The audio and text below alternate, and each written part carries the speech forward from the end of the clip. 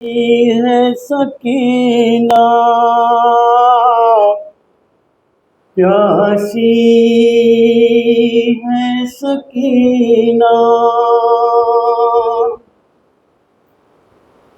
اے باد صبا جا کے یہ اموں کو بتانا، پیاسی ہے سکینہ، یاد آئے سکینہ تو چچا لوٹ کے آنا، پیاسی ہے سکینہ،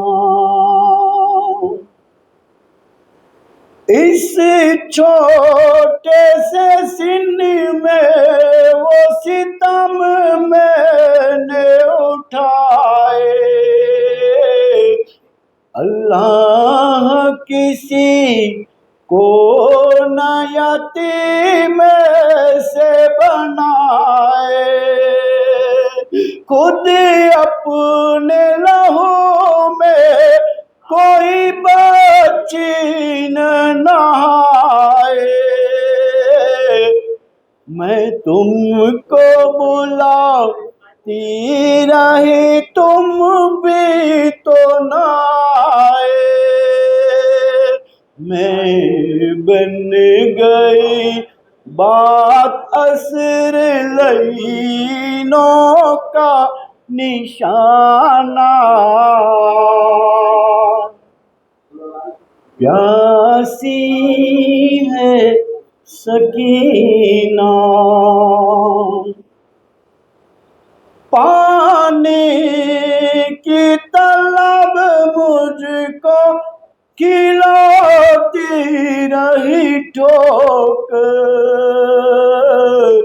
کہتا تھا لئی دوں گا میں فوجوں کو پلا کر، جب سمر لئی کر چکا سیراب یہ لشکر، دکھلا کے مجھے پھینک دیا پانی زمین پر،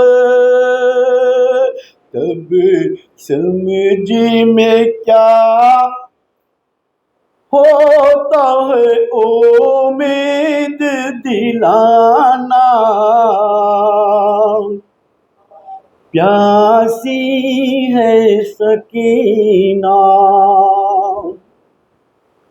ایک جام ہوا شام غریبا میں میسر،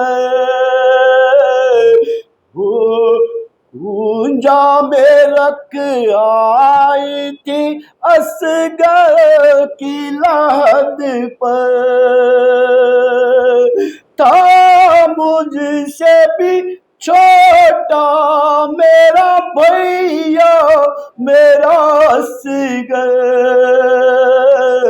شرمندہ میں ہو جاتے چچا پیاس بجھا کر،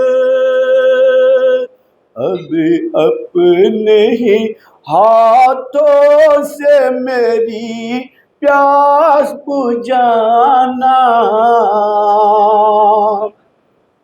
پیاسی ہے سکینہ، ایک رسی میں ہم سب کے گلے باندھ کے آدھا کرتے ہوئے تشہیر چلے جانب کوفہ، اور اس پہ مصیبت یہ دی حد چھوٹا تھا میرا، اٹھتی جو خفیہ تو گلا کھینچتا تھا میرا، گردن کا میرے زخم چچا دکھنے کو آ جا، پیاسی ہے سکینہ، جس روز سے اصغر کو ملا بابا کا سینہ، اس روز سے امو نہیں سو پائی سکینہ، اسی حال میں جاؤں گی میں کسی طرح مدینہ، آ جائے مجھے موت ہے کس کام کا زینہ، جاگی ہوں بہت آ کے چچا مجھ کو سلانا، پیاسی ہے سکینہ، جس روز سے اصغر کو ملا بابا کا سینہ، اس روز سے امو نہیں سو پائی سکینہ، اسی حال میں جاؤں گی میں کسی طرح مدینہ،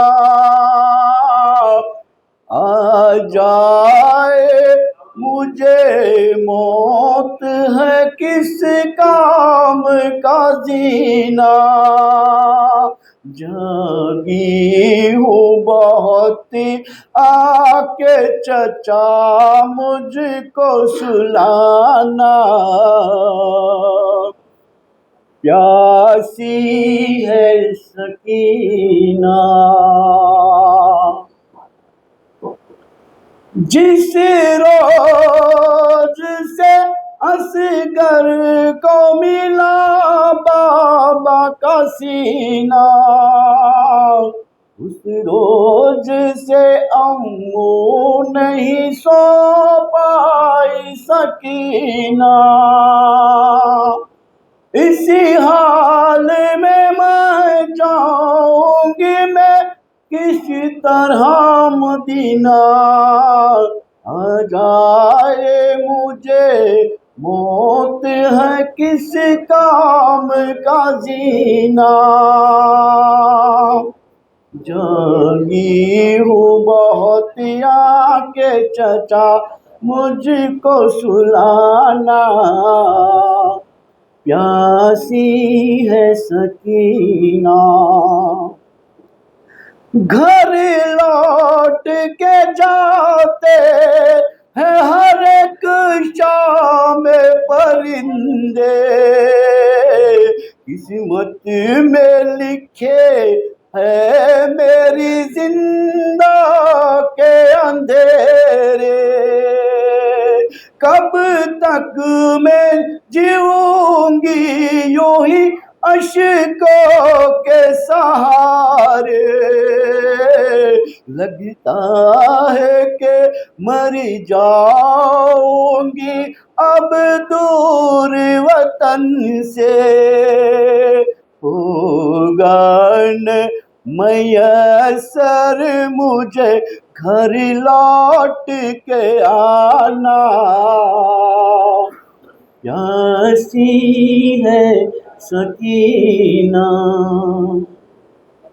انور یہ صدا پرچم عباس سے آئی، بھول نہیں سکتا سکینہ میری بچی، کاٹے گئے بازو میرے مجبور تھا بی بی، مشکی جا علم میں ہے لگا دیکھ لے ابھی، پرچم کا میرے کام ہے دنیا کو بتانا، پیاسی ہے سکینہ۔ اعوذ باللہ من الشیطان الرجیم،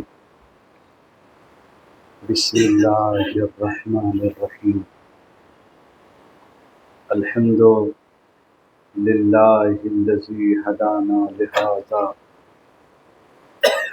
وما كنا لنهتدی لولا ان ہدانا اللہ، لقد جاءت رسل ربنا بالحق، والصلاة والسلام والتحیۃ والاکرام علی النبی الامی القرشی الہاشمی، مولانا و مولا الثقلین جد الحسن والحسین ابی القاسم محمد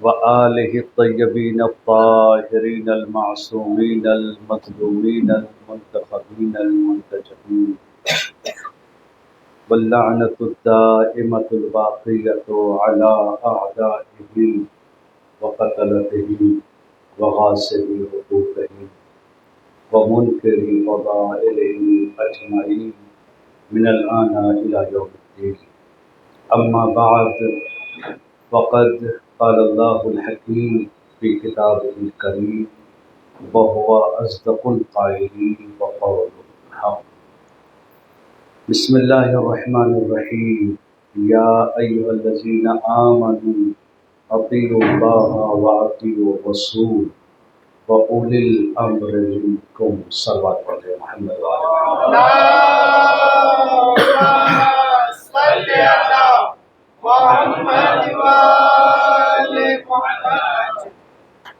سورہ مبارکہ نساء کی 59 نمبر آیت کے جس حصے کو آپ کے سامنے بطور مثال، بطور عنوان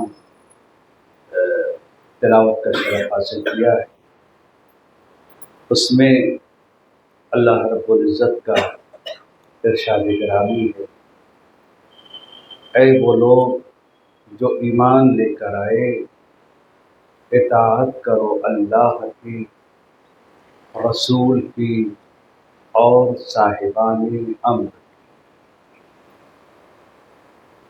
جتنی تلاوت میں نے کیا اس کا ترجمہ یہ چند لفظوں میں اور چند جملوں میں آپ کے سامنے پیش کیا گیا ہے، اور اسی ذیل میں مختصر سے گفتگو آپ حضرات کی سماعتوں کے حوالے اور آپ حضرات کے اذہان عالیہ تک پہنچانے کی کوشش کروں۔ بہرحال یہ ایام وہ ایام ہیں جن ایام میں مقصد کربلا کو پوری کائنات تک پہنچانے کے لیے سرکار سید الساجدین اور زینب اولیاء مقام نے جو کوششیں کی، جو محنتیں کی، اور جس کا صلہ آج تک پوری کائنات میں نظر آ رہا ہے۔ کوئی بھی چیز بغیر زحمتوں اور محنتوں کے حاصل نہیں ہوتی، کوئی بھی مقام بغیر ہماری کوشش اور سعی کے حاصل نہیں ہوتا ہے۔ کربلا جو آج ہمیں نظر آ رہی ہے، کربلا جو آج ہر جگہ نظر آ رہی ہے، مقصد کربلا یا خود کربلا کے آثار جو ہر جگہ نظر آ رہے ہیں، یہ اسی عظیم الشان ہستیوں کا نتیجہ ہے جنہوں نے کائنات کے سامنے زحمتیں اٹھائی، پتھر کھائے، گلی گلی پھرائے گئے، مگر اس مقصد کو پہنچانے کے لیے پوری کوشش کیا اور ایک سبق ہم کو دیا کہ زندہ انسان وہی ہے جو اپنے مقصد کو پہچانے، زندہ انسان وہی ہے جو مقصد حیات کو جانے، اور یہ ذمہ داری اس وقت اور بڑھ جاتی ہے جب انسان کی نسبتیں ان سے وابستہ ہو جائیں۔ غیروں سے توقعات نہ کل تھی نہ آج ہے، لیکن نسبتیں انسان کو ذمہ دار بناتی ہیں۔ اگر نسبت ہو تو یقیناً جتنی زیادہ انسان کی نسبت ہوگی، جتنی زیادہ انسان منسوب ہوگا، اتنی ہی زیادہ ذمہ داریاں آئیں گی۔ کربلا کے ایک پہلو کو بخوبی پیش کیا گیا اور حق ہے پیش کر لیں، کیونکہ بہرحال اگر اصل کربلا جو کربلا میں ہوا ہے وہ پیش نہیں کیا جائے گا تو پھر حق کی مظلومی کو بیان نہیں کیا جا سکتا ہے، کیونکہ کائنات میں ہمیشہ سے یہ مصیبت رہی ہے اور ہمیشہ سے یہ ایک المیہ رہا ہے کائنات کا کہ حق پسند سب کو تھا مگر حق پر چلنا پسند بہت کم کو تھا۔ یہ وہ حقیقت ہے جس کا انکار نہیں کیا جا سکتا ہے۔ لہذا اگر کربلا کے مسائل کو، کربلا کی مصیبتوں کو، کربلا کے ظلم کو پیش نہ کیا جائے گا تو حق کی مظلومیت اور ظالم کا ظلم آشکار اور واضح اور پوری کائنات نہ سمجھ پائے گی اس کو کہ حق پہ کیا ظلم ہو گیا کربلا کے میدان میں۔ لیکن اصل کربلا کے ساتھ ہر مشن کا ایک مقصد ہوتا ہے، ہر تحریک کا ایک مقصد ہوتا ہے، ہر انسان کے قیام کا ایک مقصد ہوتا ہے، وہ ضرور یاد رکھنا چاہیے۔ امام حسین علیہ السلام کو جو زندہ رکھا ہے، آپ کی تحریک نے زندہ رکھا ہے، آپ کے اس مشن کی مقصد نے آپ کو زندہ رکھا ہے اور پیغام دیا کائنات کو کہ اگر زندگی میں کسی بھی لمحے اور کسی بھی معرکے میں کامیاب ہونا ہے تو سب سے پہلے ایک مقصد کے اوپر توجہ رکھو۔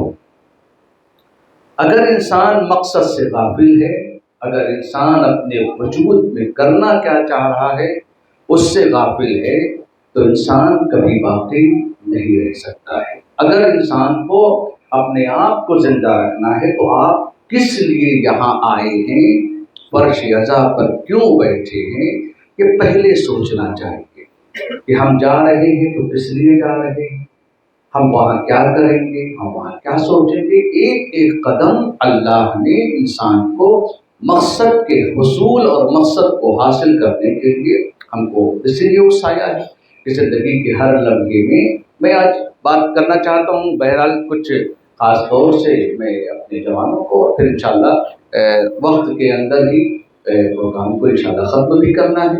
دو چیزیں، ایک یہ دنیا جو احساسات کی دنیا ہے، ایموشنز کی دنیا ہے، اور ایک دو دنیا ریالٹی کی ہے، حقیقتوں کی ہے۔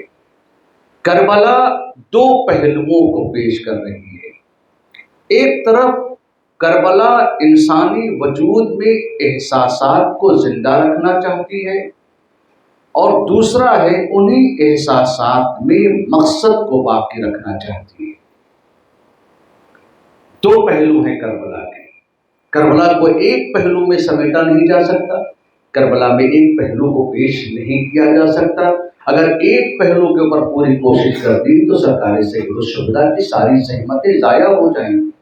اگر ایک ہم ہیں اور صرف غم حسین ہو وجود میں اور مقصد حسین نظر نہ آئے تو سوال تو اٹھے گا کہ یہ ہماری ذمہ داریاں اسی حد تک نہیں۔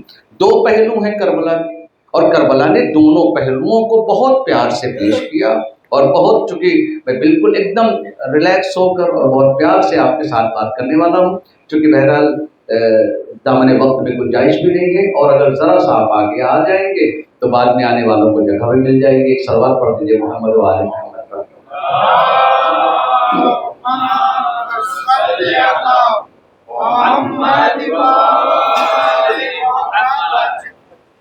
तो दो पहलू हैं। अब मैं एक मिसाल आपके सामने दूं और बात का वाज़ेह करता हूँ, फिर मैं इंशाअल्लाह ताला अहादीस का सहारा लेकर अपनी और आपकी जिम्मेदारियों को मैं करबला के ज़ैल में पेश करने की कोशिश करूँगा। एक है करबला जो एहसासात से वाबस्ता है, इमोशंस से, और एक है करबला जो एक रियलिटी को पेश करती है। हम अपने वजूद के एतबार से देखें कि करबला को हमने दोनों तरीकों से समझा है या सिर्फ एक पहलू समझा है। एहसासात कैसे? कहते कि हम इंसान हैं, हम इंसान हैं। अगर हमारा किसी को देखना ऐसा हो जाए, बहुत से इसी शहर में अगर वफातें होती हैं, मौतें होती हैं, किसी का जवान बेटा मर गया, किसी के बाप का इंतकाल हो गया, किसी की बहन का इंतकाल हो गया, किसी की माँ का इंतकाल हो गया। ये तो समाज है, जहाँ जिंदगी हक है वहीं पर मौत भी हक है। हो गया भाई, हम जाते हैं, किसी से कोई रिश्ता नहीं होता है, किसी से कोई नाता नहीं होता है। हमने जाने के बाद भरोसा किया, वो इंसान गले मिलकर रोया, चूंकि वो जवान बेटे का दाग उठा रहा है, उसने गिरिया करना शुरू किया, तो उसकी इस गिरिये से मुझे एहसास हुआ कि जवान बेटे का दर्द तो तकलीफ दे है। हमने भी गिरिया शुरू कर दिया, लेकिन उधर गिरिया करके निकले बाहर, वो तड़प रहा है, हमारी लाइफ बिल्कुल नॉर्मल हो गई। क्यों ऐसा नहीं कहा? इसलिए कि हम रोना नहीं चाहते थे, किसी को रोता देख कर, चूंकि गमज़दा है, उसको देखकर हमें रोना आ गया। कोई रिश्ता है? नहीं है। कोई नाता है? नहीं है। रोना क्यों आया? कहीं चूंकि आप इंसान हैं और हम इंसान हैं, और इंसानियत का एक बहुत बड़ा पिलर ये है कि हमारे अंदर इमोशंस पाए जाते हैं, हमारे अंदर एहसासात पाए जाते हैं। हम अगर बैठकर खाली कोई प्रोग्राम भी टीवी में देख रहे हों, हमें मालूम होता है कि ये नाटक कर रहे हैं, फिर भी उनके रोने को देखकर रोना आता है, उनके हंसने को देखकर हंसना आता है। वजह क्या है? का इसलिए कि आप उस इमोशन को फील कर रहे हैं। तवज्जो चाहता हूँ। लेकिन कभी कभी ये होता है कि नहीं, मसला खाली इमोशंस का नहीं है, हम उस रियलिटी को फील कर रहे होते हैं। मसलन मेरे वालिद अगर इस दुनिया से चले गए, तो अब ये यहाँ पर किसी को रुलाने की जरूरत नहीं है, किसी को दिखाने की जरूरत नहीं है। हम दो काम करते हैं, एक अपने बाप का गम भी मनाते हैं, और दूसरे अपने बाप के अधूरे काम को मुकम्मल करने की कोशिश भी करते हैं। खाली गिरिया नहीं होता वहां पर क्या होता है? बाप का इस दुनिया से जाना, हम सबसे पहले देखते हैं हमारे बाप की जिम्मेदारियां क्या थी। का नमाजें बची थी, उनको पूरा करवा दो, रोजे बचे थे, उनको पूरा करवा दो, किसी से कर्जा तो नहीं लिया था, उसको पूरा करवा दो, कोई ऐसी फैक्ट्री तो नहीं डाली थी जो अभी अधूरी पड़ी, वो उसको पूरा करवा दो। कहा ये जिम्मेदारियां कैसे लाती? कहा नहीं, दो तरीके से वाबस्ता है। जाहिरी उसके जाने ने हमको रुला दिया, लेकिन एक हकीकी रिश्ता होने की वजह से, उसकी मौत की वजह से हमारे ऊपर जिम्मेदारियां बढ़ गई हैं। तवज्जो चाहता हूं, हमारे ऊपर जिम्मेदारियां बढ़ गई। करबला इसी चीज का नाम है। करबला को हमसे तवक्को है, करबला को हमसे उम्मीदें हैं।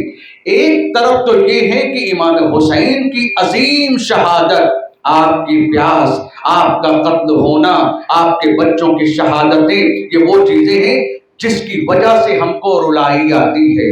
लेकिन साथ ही साथ इमाम की शहादत ने हमारी जिम्मेदारियों को भी बढ़ा दिया है।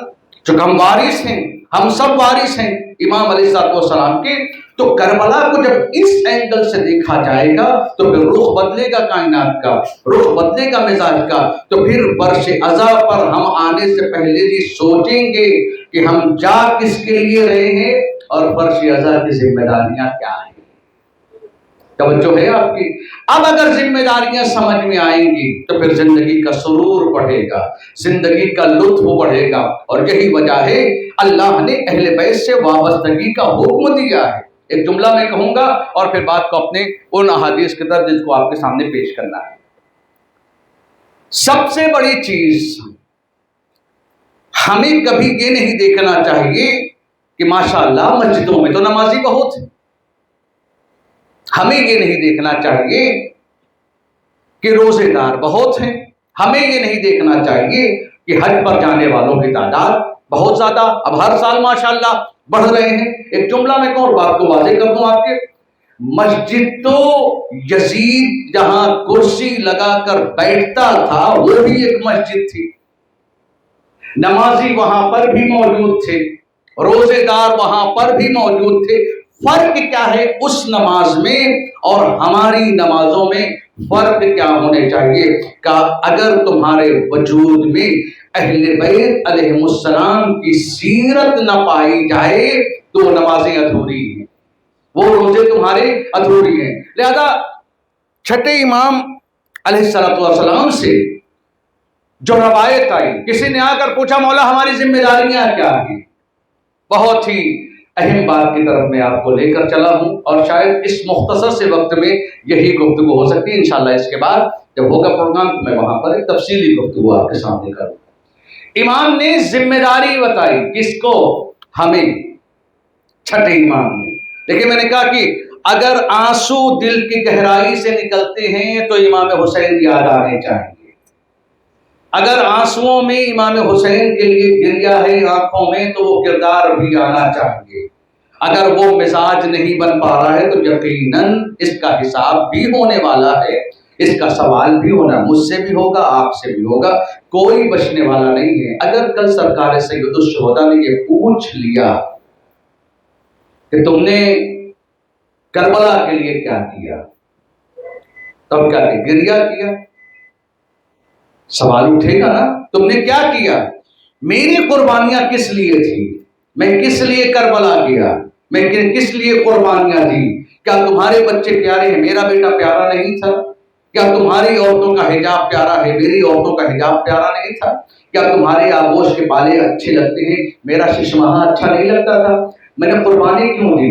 اگر امام نے قربانی کی وجہ پوچھ لی اور ہم نے کہا مولا آپ نے اس لیے قربانی دی تھی، اور الٹا سوال ہو گیا، اس کے اوپر عمل کیا، تو جواب ہونا چاہیے نا ہمارے پاس کہ مولا آپ نے امر بالمعروف کے لیے قربانی دی، تم نے کبھی کیا؟ نہیں عن المنکر کے لیے قربانی دی، تم نے کبھی کیا؟ آپ نے سیرت علوی کو زندہ کرنے کے لیے قربانی دی، ہمارے وجود میں علی کی سیرت ہے، تو اس کا سوال تو ہوگا اور یقیناً ہوگا۔ اسی لیے امام علیہ السلام نے، دیکھیں میں کل بھی اور گزشتہ تمام مجالس میں جس بات کی طرف اشارہ کر رہا تھا وہ یہی ہے، اہل بیت علیہ السلام کو کسی کی دولت کی ضرورت نہیں ہے، کسی کے پیسوں کی ضرورت نہیں ہے، کسی کے تبرکات کی ضرورت نہیں ہے۔ توجہ چاہتا ہوں، کسی کی دولت آپ کروڑوں خرچ کر دیں، آپ اربوں خرچ کر دیں، امام کو دولت اور کروڑوں خرچ کرنے کی ضرورت نہیں ہے۔ امام وہ تبرک چاہتے ہیں جس تبرک کو حسین پسند کرتا ہو، جس تبرک کو آپ کی مرضی حسین کو نہیں چاہیے، حسین کی مرضی کا تبرک چاہیے۔ امام حسین کے نام پر سوکھی روٹیاں دو گے تو وہ حسین کو قبول ہے، مگر وہ سوکھی روٹیاں حسین کی مرضی کی ہونی چاہیے۔ ہماری مرضی کیا ہونی چاہیے؟ ہم تو اپنے آپ کے نام کے لیے کر رہے ہیں، ہم بڑے ہیں تو ہمارے گھر میں بڑا تبرک ہونا چاہیے تاکہ چار لوگ کیا بات ہے ماشاءاللہ، کیا تبرک کھلا دیا آپ نے، کیا کرتے؟ نہیں، آپ تبرکات کے اوپر نہ جائیے۔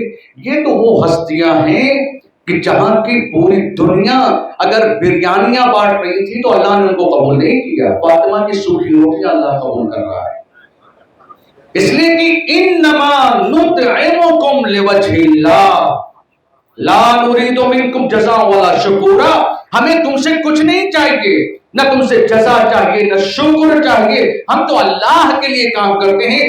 اب زندگی میں یہ دیکھیں کہ للہیت ہے کہ نہیں، تو سرکار سید الشہداء کے لیے جانا، سرکار سید الشہداء کی راہ میں قربانیاں دینا، سرکار سید الشہداء کے لیے تبرکات کا انتظام کرنا، یہ اس میں دیکھنا یہ ہے ان تبرکات میں ہم ہیں یا خلوص ہے حسین کے۔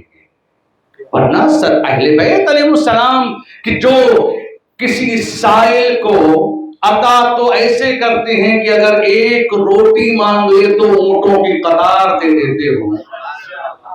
ان کو کسی کی کیا ضرورت ہے؟ اگر یہ زمین پر اپنے پیر کو مار دیں تو زمین اپنے سارے خزانے باہر نکال دے. اگر یہ آسمانوں کی طرف اشارہ کرتے ہیں تو یہ ولایت کا معیار ہے. اہل بیت اس دنیا میں اس لیے نہیں آئے ہیں کہ آپ جیسے بھی ہو قبول ہیں، نہیں. اگر آپ کو حسین کی بارگاہ میں قبول ہونا ہے تو ویسے بنو جیسا حسین چاہتا ہے. لشکر کی ضرورت نہیں ہے. امام کو ایک بڑے لشکر کی ضرورت، حسین کو 72 کافی ہے، لیکن ایسے 72 ہو کہ جن کے اوپر حسین کو ناز ہو، جن کے اوپر حسین فخر کرے، جس کے اوپر امام زمانہ قربان ہو. ایسی کہ جہاں پر زہیر ہیں، حبیب ہیں، عباس ہیں، مسلم ہیں، لیکن یہ کچھ نہیں ہے، نگاہی امامت کو دیکھ رہے ہیں. امامت چاہتی کیا ہے؟ جو امام چاہیں گے وہی زہیر چاہیے. تو جب یہ مزاج بنے گا تو پھر زمانہ بدلے گا. آج کیوں ہم نہیں بدل پا رہے ہیں؟ کیونکہ ہم یہ نہیں ہے جو حسین چاہتے. امام نے فرمایا کیسے بننا ہے خود کو؟ دیکھیں میں نے عرض کیا کہ دنیا میں ہم چاہے جو کچھ کر لیں، قیامت تو حسین کے ماں کی ہوگی. دنیا میں جو کرنا ہو ہم کر لیں، وہاں پر کوئی کسی کا نہیں ہوگا. آواز آئے گی اپنی نگاہوں کو نیچے کر لو، کیونکہ آج قیامت اور محشر کی مالکہ آ رہی ہے. وہ عظیم ہوگا. وہاں پر تو سر اٹھانے کی اجازت انہی کو ہوگی جنہوں نے دنیا میں اہل بیت کے سر کو بلند کیا ہوگا. ہر ایک کو سر اٹھانے کی اجازت نہ ہوگی. لہذا امام نے فرمایا علیکا بتقوی اللہ. اگر تم کو واقعاً مقصد کربلا سمجھنا ہے، بس 2-4 جملے اور میں آپ کی زحمت کو تمام کروں گا. علیکا بتقوی اللہ. اگر تم کو واقعاً کربلا کو سمجھنا ہے تو تقوی الہی اختیار کرو. والورع والاجتہاد، ورع اختیار کرو، کوشش کرو اللہ کی راہ. اگر اس کے ساتھ تم کو آگے بڑھنا ہے، پہلا مرحلہ ہے اللہ کا تقوی، دوسرا مرحلہ ہے کوشش، تیسرا مرحلہ ہے اور بلند، تقوی سے بھی بلند. وہ کیا ہے؟ ورع کا. وہ کون سا ہے؟ شبہات سے بچو. تقوی کہتا ہے ظاہر سے بچو، دین کہتا ہے جب بلند ہو گئے تو تقوی سے اوپر آؤ. جہاں شبہ ہو اس دانے کو ہاتھ مت لگاؤ، جہاں شبہ ہو اس چیز کو ہاتھ مت لگاؤ. اپنے آپ کو پہچانو. دین ذمہ داریوں کا نام ہے، اور اگر اس مرحلے میں کامیاب ہو تو اپنے آپ کو سمجھو. تقوی، ورع، اجتہاد. پھر امام علیہ السلام نے اور فرمایا وَأَدَاءِ الْأَمَانَةِ. لوگوں کی امانتیں رکھا نہ کرو، ان کو ادا کیا کرو. آپ سوچیں، میں نے جملہ آپ کے سامنے کہا تھا کہ امام نے امانتوں کو کس طریقے سے سکھایا. کہا اگر میرے باپ کے قاتل اپنی اس تلوار کو جس سے میرے باپ کو قتل کیا ہے وہ میرے سامنے امانت کے طور پر رکھے تو اس کو بھی واپس کروں گا. یہ کس کی سیرت ہے؟ یہ اہل بیت علیہ السلام کی سیرت. ایک وہ جو حسین ہم کو روایتوں میں ملتے ہیں، اور ایک وہ حسین جن کو ہم اپنی زندگی میں بدلنا چاہتے ہیں. فرق ہے دونوں میں. امام نے فرمایا ایک چیز، اس کے بعد کیا ہے؟ وَحُسْنِ الْخُلْقِ. اخلاق کے اعتبار سے دیکھو کیسے ہو. تمہارے پاس اخلاق ہے کہ نہیں؟ کربلا کا عظیم معرکہ ہے اخلاق کا، اور اخلاق ایسا کہ حر کو ایک لمحے کے لیے شرمندہ نہیں ہونے دیا حسین نے. حر کل کیا تھے اس سے فرق نہیں ہے، آج ہو تو اخلاق کا تقاضا یہ ہے کہ ہم تمہیں شرمندہ نہیں ہونے دیں گے. وہ حسن الجوار. اگر اہل بیت کے چاہنے والے ہو تو پہلے یہ سمجھو لوگوں سے رابطہ تمہارا کیسا ہے، پڑوسیوں سے رابطہ تمہارا کیسا ہے، جوار میں رہنے والوں کے ساتھ تمہارا رابطہ ہے. پھر امام نے فرمایا کونو دعاتن الی انفسکم بغیر السنتکم. لوگوں کو دین کی طرف بلاؤ، تبلیغ کے ذریعے سے نہیں، کردار کے ذریعے سے. اپنے آپ کو بدلو. کربلا اس کا پیغام دیتی ہے کہ کیسے تم کو بدلنا ہے. اپنے دین کی طرف لوگوں کو بلاؤ. آج ہمارے پاس نہیں ہے. آج ہمارے پاس اس کی کمی ہے جو ہونی چاہیے تھی۔ امام نے فرمایا کہ اپنے کردار کے ذریعے سے لوگوں کو لے، زبان کے ذریعے سے نہیں، کردار کے ذریعے سے بلاؤ۔ پھر امام نے فرمایا کونوا زینا ولا تکونوا شینا، دیکھو دین کے لیے عزت بننا، ذلت نہ بننا، یعنی جہاں نکلو تمہیں بتانے کی ضرورت نہ پڑے کہ تم شیعہ ہو، تمہیں بتانے کی ضرورت نہ پڑے کہ تم عزادار ہو، تمہارا کردار گواہی دے کہ جب غلام ایسا ہے تو حسین کیسا ہوگا۔ لیکن یہ منزل بتائے، یہ سب سے بڑی منزل کیا ہے؟ خود کو قربان کرنے کی۔ ہم اس لیے دین کو نہیں پا پاتے کیونکہ ہمیں خود کی قربانی آتی نہیں۔ ہمیں حسین پسند ہیں علیہ الصلوۃ والسلام، مگر ہمارے حساب کے، زندگی اپنی جینی ہے، حسین علیہ الصلوۃ والسلام کو اپنی اسی زندگی میں شامل کرنا ہے۔ نہیں، اگر امام حسین کی زندگی میں شامل ہونا چاہتے ہو تو کامیابی ہے، ہمارے حساب کی زندگی میں امام شامل نہیں ہو پائے۔ پھر امام نے آواز دی وعلیکم بطول السجود، بطول السجود والرکوع، اگر تمہاری ذمہ داریوں کو سمجھنا ہے تو یہ سمجھو اپنے رکوع اور سجدوں کو طولانی کیا کرو، لمبے کیا کرو۔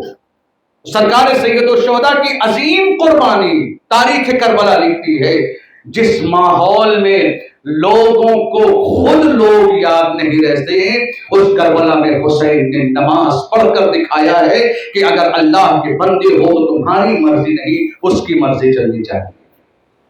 لہذا امام نے فرمایا کہ بطول السجود والرکوع، اپنے سجدوں کو طولانی کرو اور اپنے رکوع کو طولانی کرو۔ کیوں؟ کہ جب تم اپنے سجدوں کو اور اپنے رکوع کو طول دیتے ہو تو شیطان گریہ کرتا ہے، یہ بتاؤ یہ اللہ کی اطاعت کر رہا ہے، میں نے اللہ کی معصیت کی، یہ بندہ خدا کا سجدہ کر رہا ہے اور میں نے سجدے سے انکار کر دیا۔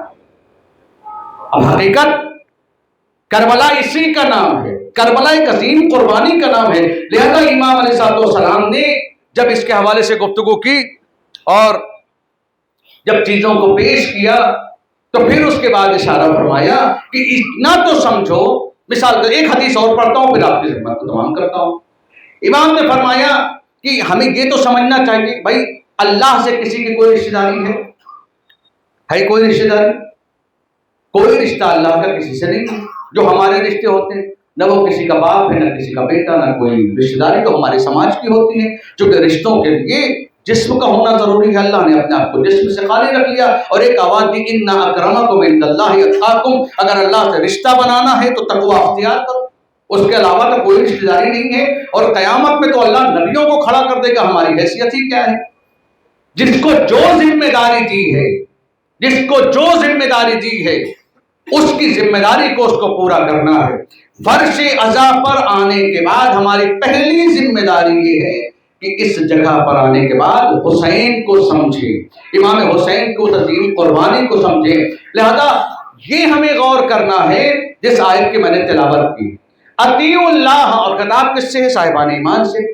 یا ایھا الذین آمنوا اطیعوا اللہ واطیعوا الرسول واولی الامر منکم، اللہ کی اطاعت کرو، رسول کی اطاعت کرو اور صاحبان امر کی اطاعت کرو۔ کیوں اطاعت کریں؟ رسول سے کوئی رشتہ ہے؟ علی سے کوئی اللہ کا رشتہ ہے؟ اللہ نے علی کے سوا کسی کو کیوں نہیں کہا کہ اس کی اطاعت کرو؟ ظاہری طور پر تو کوئی فرق نہیں۔ اللہ یہ چاہتا ہے زندگی میں اس کو اپنا آئیڈیل بناؤ کہ جس کی وجہ سے تمہاری زندگی میں کوئی خالی جگہ نہ رہ جائے۔ ورنہ سارے بندے ہیں، کوئی ایسا ہے؟ ہم بھی بندے ہیں، آپ بھی بندے ہیں، اللہ نے ہم کو تو آئیڈیل نہیں بنایا۔ کہ کیوں نہیں بنائے گا؟ اس لیے کہ اللہ یہ چاہتا ہے کہ انسان ہر اعتبار سے کمال تک پہنچے۔ بڑے سے بڑے بہادر گزرے ہیں اس تاریخ میں، لیکن بہادر ہونے کا مطلب یہ نہیں ہے کہ وہ عبادت گزار بھی ہو۔ توجہ چاہتا ہوں، آخری منزل ہے اور بس مختصر سے لمحے۔ بہادر ہونے کا مطلب یہ نہیں ہے کہ وہ عبادت گزار ہو، عبادت گزار ہونے کا مطلب یہ نہیں ہے کہ وہ سخی بھی ہو، عبادت گزار ہونے کا مطلب یہ نہیں ہے کہ وہ زاہد بھی ہو، عبادت گزار ہونے کا مطلب یہ نہیں ہے کہ وہ میدان کارزار کا آدمی بھی ہو۔ کسی انسان کے اندر ایک خوبی ہونے کا مطلب یہ نہیں ہے کہ تمام خوبیاں پائی جائیں۔ کیا بہادروں کی کمی تھی؟ مولا کائنات اکیلے بہادر تو نہ تھے اس زمانے میں کمال بہادری کی بات نہیں کر رہا ہوں۔ ایک سے ایک تیر انداز گزرے ہیں، ایک سے ایک تلوار باز گزرے ہیں، بڑی بڑی ہستیاں گزری ہیں، لیکن کا ایک اینگل سے اگر ان کی مثال اور مثال تو میں آپ کو شاید مثال غلط اس میں نہ جانے پائے، ایک معمولی سی میں مثال دوں۔ ہمیں اگر کوئی سامان چھوٹا موٹا لینا ہوتا ہے تو ہم کہیں سے بھی لے لیتے ہیں، لیکن اگر ہم کو گھر کا پورا راشن جسمانی ضرورت کا، توجہ چاہتا ہوں، مثال دے رہا ہوں، مثال کو غلط معنی میں بالکل نہ لیجیے گا، کیونکہ آج کل مثال دینے میں بھی تھوڑی سی سنکوچ کرنی پڑتی، کہیں مثال کو آپ اصل سے نہ ملاتے۔ اگر ہمیں جسمانی ضرورت کی کوئی چیز چاہیے، ایک چیز، تو ہم کہیں پڑوس کی دکان سے، ادھر ادھر کہیں کسی مومن کی دکان سے یا کسی بھی اپنے پڑوسی سے جا کر لے لیتے ہیں، لیکن اگر گھر کی ضرورت کا ہر سامان چاہیے، ہم کہاں جاتے ہیں؟ ہم جاتے ہیں ان جگہوں پر کہ جہاں ایک ہی جگہ ہم کو ہر چیز مل جائے، در بدر ہر دکان پر جانا نہ پڑے۔ اسی لیے تو ہم جاتے ہیں کہ ایک ہی دکان پہ ہم کو سب چیز مل جائے گی۔ جس طریقے سے جسمانی ضرورتوں کو پورا کرنے کے لیے ہم ایسی جگہ جاتے ہیں جہاں ہر چیز مل جائے، اگر روحانی ضرورتوں کو پورا کرنا ہے وہ صرف در علی پر ملے گی اور کہیں نہیں ملے گی۔ ہر چیز، بہادری چاہیے علی سے لو، علم چاہیے علی سے لو، سخاوت چاہیے علی سے لو، شجاعت چاہیے علی سے لو، عبادت چاہیے علی سے لو۔ یعنی اگر دنیا میں کوئی عابد ملے گا، ہو سکتا ہے خالی عبادت ملے، علی وہ در ہے، علی کا دروازہ وہ دروازہ ہے۔ جتنا بھی کمال کی چیزیں ہیں بشریت کے لیے جو کہیں نہ ملے گی وہ در علی پر ملے گی۔ لہذا اللہ نے کہا کہ اطاعت کرو اللہ کی، رسول کی، اولی الامر کی، چونکہ یہ وہ اطاعتیں ہیں جو تم کو بکھرنے نہیں دیں گی، تم کو بچھڑنے نہیں دیں گی، تم کو گمراہ نہیں ہونے دیں گی۔ اب اللہ کی اطاعت کرو تو بھی رسول اللہ کی اطاعت ہے، رسول اللہ کی اطاعت کرو تو علی کی اطاعت ہے۔ اللہ کی اطاعت کرنے کے لیے اللہ کو زمین پر آنا پڑے گا، اور مشکل یہ ہے کہ اس کے پاس جسم ہے ہی نہیں کہ وہ زمین پر آ جائے۔ تو اگر اللہ تک پہنچنا ہے تو یا علی کی اطاعت کرو، رسول کی اطاعت کرو اور ان کی اولاد کی اطاعت کرو، کہ وہ راستے ہیں جو کمال کا بنا کر تمہیں باکمال سے ملا دیں گے۔ اور جب یہ چیزیں ہو جائیں گی تو پھر زندگی کامیاب۔ بس میں نے آپ کے ذہن کو تمام کیا، کچھ باتیں تھیں جو میں چاہتا تھا وہ آپ کے سامنے عرض کر چکا۔ کبھی کبھی ایسے موقع ملتے ہیں جہاں پر آپ کے ساتھ باتیں کی جا سکے، اور بہرحال پورا خطبہ آپ کے سامنے ہوا ہے۔ سرکار سید الساجدین نے ممبر کا استعمال اہل بیت کو پہنچانے اور دین کو پہنچانے کے لیے کیا، چونکہ ممبر تبھی ممبر ہے جب اس سے ذکر اہل بیت ہو، ورنہ یہ لکڑیوں کے ڈھیر کے علاوہ کچھ نہیں۔ اور کربلا اسی کا نام ہے۔ امام کی مسلسل مجلسیں ہو رہی ہیں اور آپ مسلسل سماعت فرما رہے ہیں۔ دو چار جملے مسائل کے، کربلا کی مصیبت کو سمجھنے کے لیے بس ایک جملہ میں آپ کے سامنے پڑھوں گا اور کربلا کو آپ سمجھ جائیں گے۔ امام حسین کے اوپر کیا ظلم ہوا یہ ہمیں نہیں پتا، تاریخ نے مقتل کو لکھا ہے، مظالم کو نہیں لکھا۔ کیا ظلم ہوئے ہیں یہ صرف امام حسین کا دل جانے۔ ہاں لیکن ایک فقرہ امام حسین کا یہ بتاتا ہے کہ جو ہوا امام کے ساتھ اس کو سمجھنا ہر انسان کے بس کی بات نہیں ہے۔ انا قتیل العبرات، بس الرابطہ میں نے آپ کی صحبت کو ترپایا۔ اب کس طریقے سے امام کو ترپایا گیا، کس طریقے سے امام کو رلایا گیا، خدا کی قسم ہمیں نہیں پتا ہے، ہمیں نہیں پتا ہے۔ لیکن ایک جملے نے امام حسین کے پورے کربلا کو پیش کر دیا، مجھے رلا رلا کر مارا گیا۔ علی اکبر کا قتل ہو جانا اور ہے، لیکن جو ایمان کے اوپر مظالم آئے ہیں آپ سنیے گا. آپ نے ابھی بہت سی مصیبتیں پڑھی اور جناب عباس کو بھی سنا آپ نے، جناب عباس کے مسائل ہو رہے تھے. کربلا میں ایک مصیبت یہ بھی ہے جناب عباس کے بارے میں. جناب عباس کے سید الشہداء کی مصیبت پڑھوں گا 2-4 جملے میں، شاید 2-4 منٹ رہ جائے تو اس کے لیے معذرت. آپ غور کریں، کربلا میں ایک مصیبت یہ بھی ہے کہ جب امام حسین کا یہ جانباز بھائی، یہ بہادر بھائی، اسی لیے کہتے ہیں امام حسین کی ایک سے پہر میں امام حسین کی کیفیت یہ ہو گئی ہے کہ 23 سال کا جوان اپنے باپ کو پہچان نہیں پا رہا. امام سجاد نہیں پہچان پائے امام حسین کو. پورا بدن چھلنی ہے، پورا جسم چھلنی ہے، پورے بدن سے خون جاری ہے. آپ سنیں گے کیفیت کیا ہوئی. امام کے ریش مبارک سفید ہو چکی ہے، امام کے گیسوئے مبارک سفید ہو چکے ہیں. امام کی ایسی کیفیت نہیں تھی، میں نے آپ کے سامنے خطبے میں ذکر کیا، امام کی ایسی کیفیت نہیں تھی. امام کا وجود نڈھال ہو چکا ہے. جناب عباس کی شہادت سے صرف امام حسین کی کمر نہیں ٹوٹی.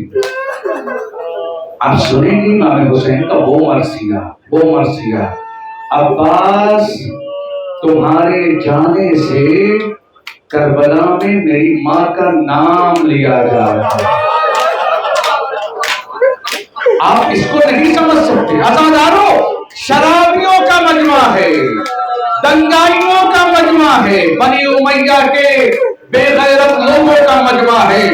امام حسین نے جب حر سے یہ بات، حر کو اتنی تمیز تھی، مولا میں آپ کی ماں کا نام نہیں لے سکتا. عزادارو، جب جناب عباس شہید ہوئے تو آواز آئی تھی یا ابن زہرا کسی کو بھیجو. یہ وہی مقام تھا کہ عباس تم تو چلے گئے، اب حسین کی ماں کا نام لیا جا رہا ہے. بس عزادارو، میں نے آپ کے زحمت کو بڑی طرف ہے امام کے وجود میں. کبھی تنہائیوں میں، کبھی اکیلوں میں، کبھی کان میں لگا کر، کبھی رات کے سناٹے میں، کبھی کربلا کو سنا کر کے، کبھی کبھی فرش عزا پر بہت سی چیزیں سمجھ میں نہیں آتی ہیں. تنہائیوں میں سوچا کریے امام کی کیفیت کیا رہی ہوگی. مقتل یہ کہتا ہے عصر عاشور پہنچتے پہنچتے امام کی کیفیت یہ ہو گئی ہے، کمر ٹوٹ گئی ہے، آنکھوں کا نور چلا گیا ہے. اب امام کو کچھ نظر نہیں آتا، اب امام سے چلا نہیں جاتا، لیکن ذمہ داری کو پورا کرنا ہے. درے خیمہ پر آئے اے رقیہ، اے سکینہ، اے ام کلثوم و زینب، اے ماں کی کنیز فضا، تم کو میرا آخری سلام ہو. خیمے سے امام باہر نکلے. مجھے تفصیل کی طرف نہیں جانا، لیکن روایتیں کہتی ہیں بیویاں امام کو ایسے گھیر رہی ہے، امام خیمے سے نہیں نکل پا رہے ہیں. خیمے سے باہر آئے، نظر یمین و شمالا، کبھی دائیں دیکھا کبھی بائیں دیکھا. اے میرے شہسوارو، اے میرے جانبازو، کہاں ہو؟ کوئی نہ آیا. بہن زینب آ گئی. اے میرے ماں جائے، اب جو چلے گئے انہیں یاد نہ کرو. زینب ہے تمہیں رخصت کرے گی، زینب ہے تمہیں خدا کی راہ میں بھیجے گی. بھائی کو سوار کیا. عزاداروں، جو مقاتل ذکر کرتے ہیں، جو مقاتل میں ذکر ہے، کئی رخصتیاں ہیں سرکار سید الشہداء کی. کربلا کی طرف امام جاتے ہیں، جب آپ حملہ کرتے ہیں خیمے سے آواز آتی ہے واہ محمدہ، واہ حسینہ، واہ علیہ. امام حملہ کر کے واپس آتے ہیں، کبھی سکینہ کو سینے سے لگاتے ہیں، کبھی ام کلثوم کو تسلی دیتے ہیں. میں نے کل آپ کے سامنے جملہ کہا تھا، امام نے سید سجاد سے یہ کہا تھا بیٹا ایک بات کا خیال رہے، امت تک یہ پیغام پہنچا دینا، کبھی کسی ایسے پر ظلم نہ کرنا جس کا خدا کے سوا کوئی نہ ہو. بس عزادارو، امام مقتل کی طرف کبھی بچوں کو سنبھالنا ہے، کبھی نرغ یادا کی طرف جانا ہے.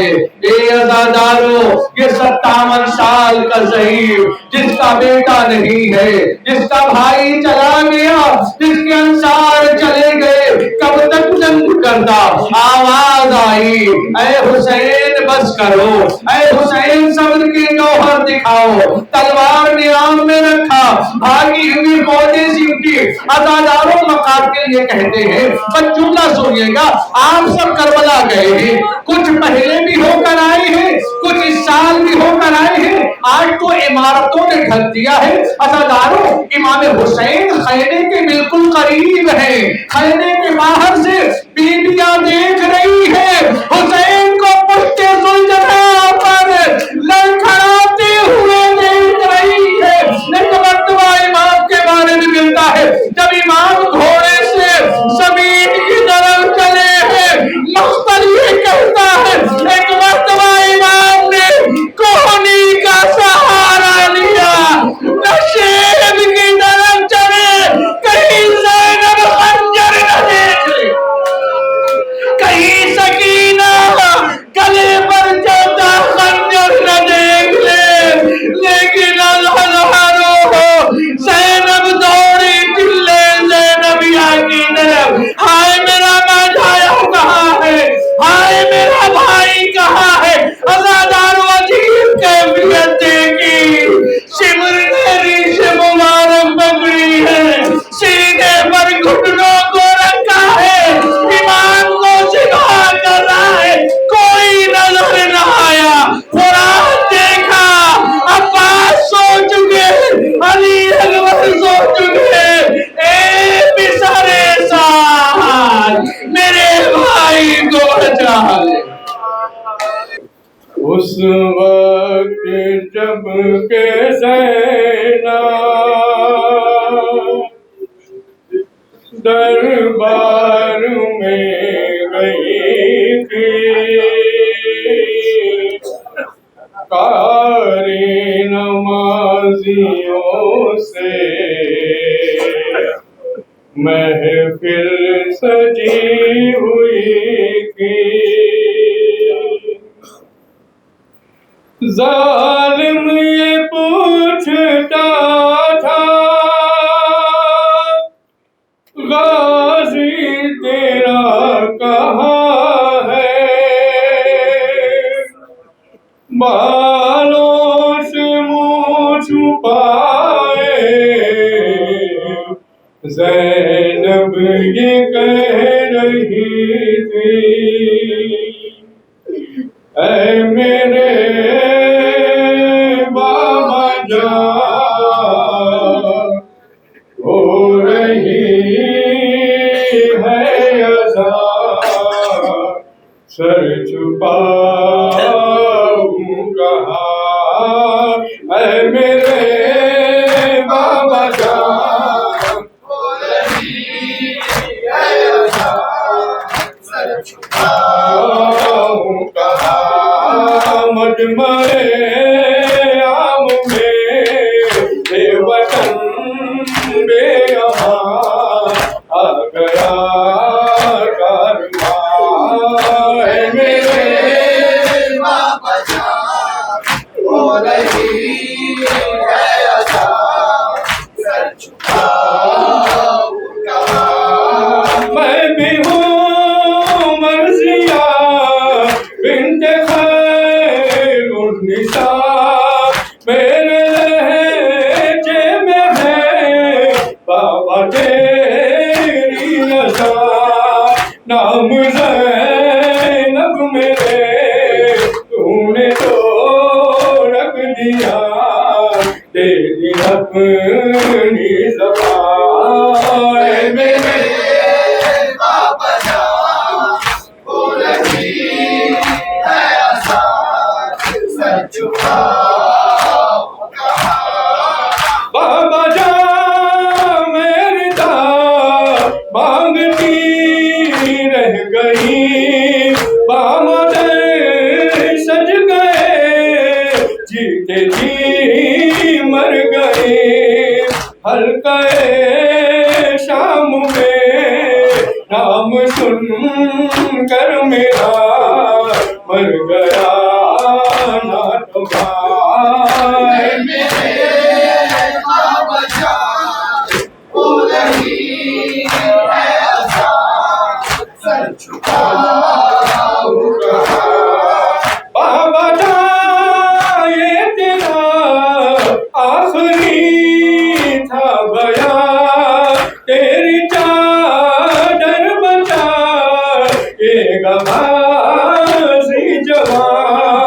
मर गया बावफा, छिन गई है रिदा, कहती है बीबिया